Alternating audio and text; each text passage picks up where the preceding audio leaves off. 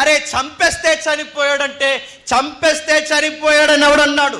అదే పనిష్మెంట్లు నీకు ఇస్తే నువ్వు ఉండగలవా? నేను అడుగుతున్నాను, నువ్వు ఉండగలవా? నువ్వు ఉండలేవు. బైబిల్ చెప్తుంది ఇంకా ఏం జరిగింది? మరణం తనకు తానుగా ఆయన దగ్గరికి రావాలని విశ్వ ప్రయత్నాలు చేసింది. ఆయన పర్మిషన్ ఇవ్వకపోతే మరణం కూడా చెప్పండి రాలేదు. మరణం నువ్వు వద్దన్నా నీ దగ్గర చుట్టంలా వస్తుంది, మరణం వద్దన్నా నీ దగ్గరికి స్నేహితుడిలా వస్తుంది, మరణం వద్దన్నా నీ దగ్గరికి నా దగ్గరికి నీడలా తిరుగుతారు.